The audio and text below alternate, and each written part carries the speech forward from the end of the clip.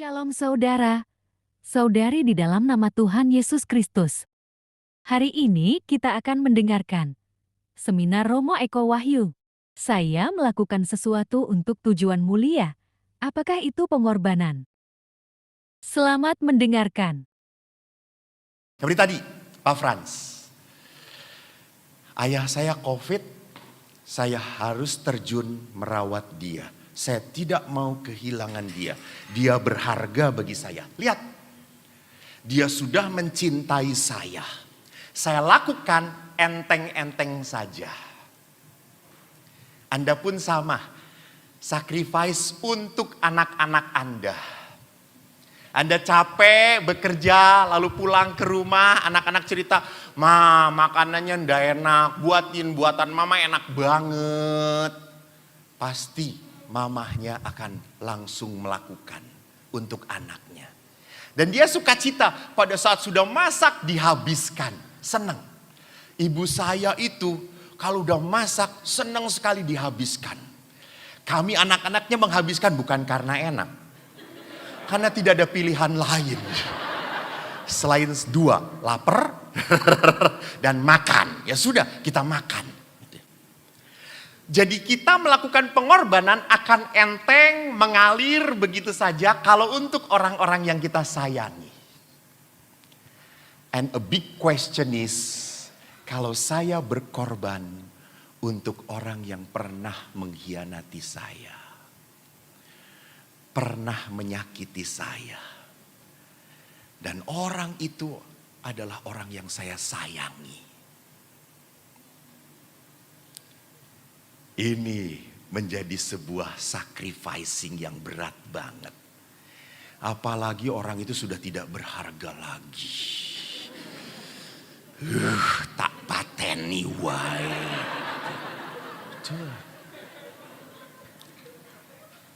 Apalagi kalau orang itu sudah tidak bisa apa-apa lagi dan Anda tidak tergantung pada orang itu. Ngapain orang itu ada dan gak ada di dunia ini, gak ada efeknya dalam hidup saya.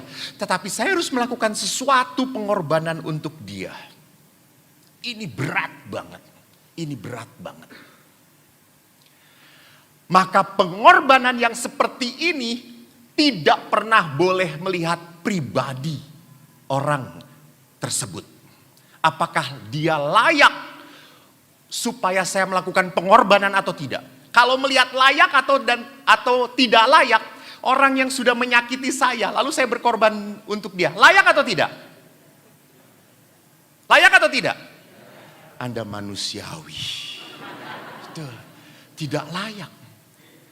Anda punya seorang suami, begitu sudah sangat disayangi. Ada main dengan wanita lain. Dia pulang, saya harus membuatkan kopi untuk dia. Layakkah?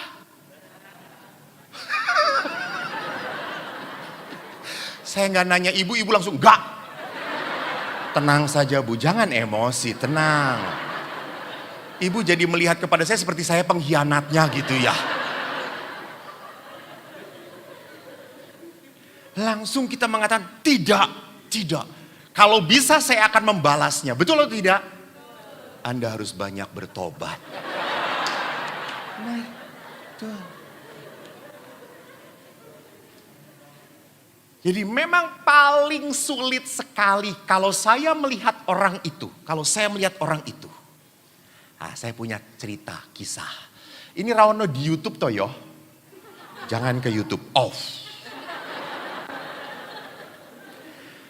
Kadang-kadang saya tinggal, Romo gak ada ya, udah pergi ya. Dengan Romo-Romo yang gak pas di hati. Dengan teman-teman serumah. Yang tidak terlalu mudah diajak kerjasama. Yang kadang-kadang menjengkelkan.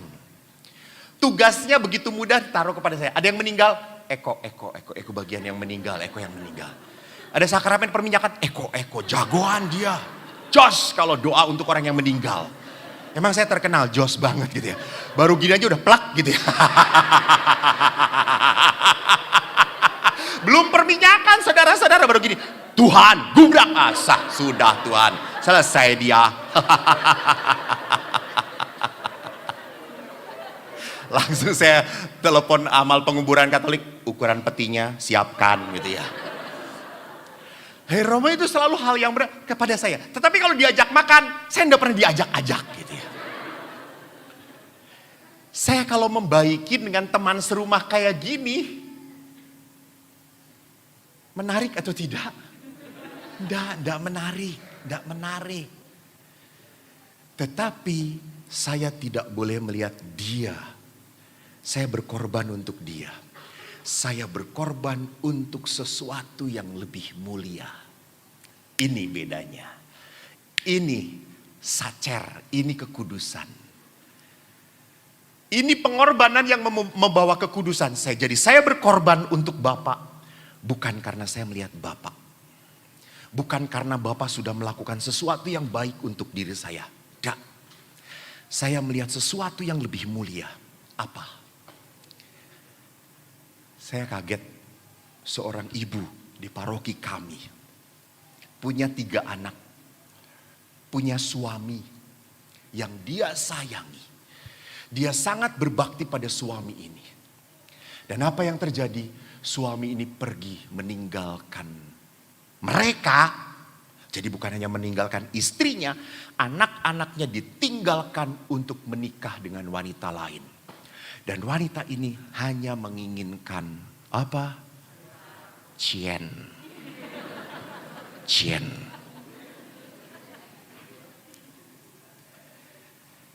Dan yang hebatnya si perempuan ini, dia kerja keras.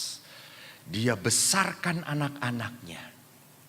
Dia pernah cerita beberapa kali dengan saya. Saya tanya, ibu punya kemarahan? Marah saya, pastor. Jengkel. Tetapi dia tetap suami saya, pastor. Terus kalau dia datang, lalu dia berkata, akan kembali lagi. Ibu terima atau tidak? Apa jawaban ibu itu? Dia narik nafas. Semoga.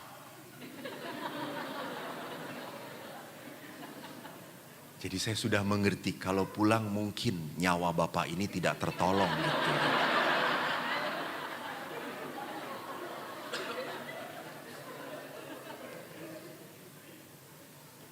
Dan apa yang terjadi? Betul saudara-saudara, ibu ini konsultasi dengan saya kurang lebih bulan Februari, Juni kembali lagi. Dan sudah piansui. Habis piansui ndak tahu. Gimana Anda yang cungko jendak ngerti? Aku yang ini jenajah ngerti. Lai.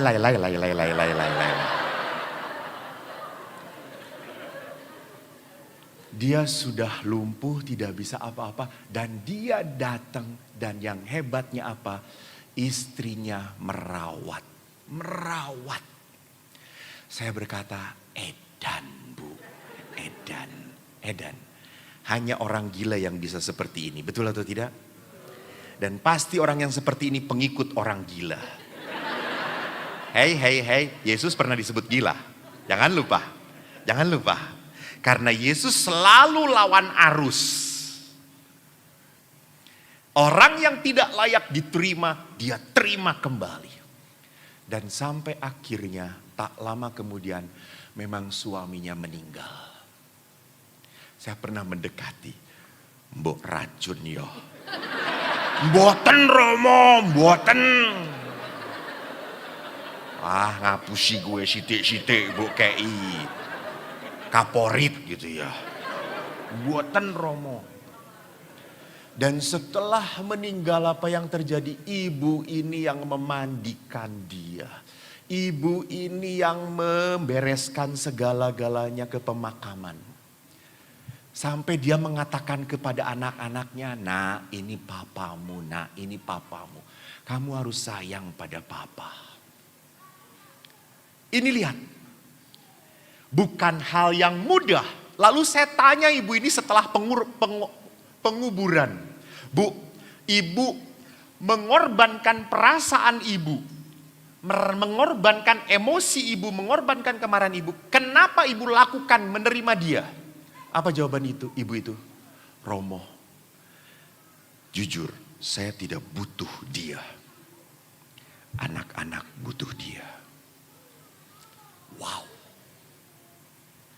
Saya sudah tidak butuh dia sebetulnya. Tapi anak-anak masih butuh bapaknya. Itu yang pertama. Yang kedua, Romo, saya sudah janji kepada Tuhan. Saya akan mengabdikan diri dalam untung dan malang, sehat dan sakit. Dan di waktu suami saya benar dan error. Lo bener lo Bu, bener lo. Itu nanti ada tambahan janji perkawinan.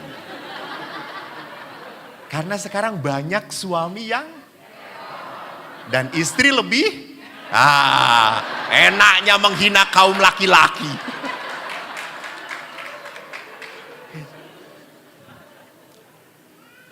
Jadi perhatikan, ibu itu mengatakan apa? Saya sudah janji kepada Tuhan dan janji saya tidak mau saya cabut.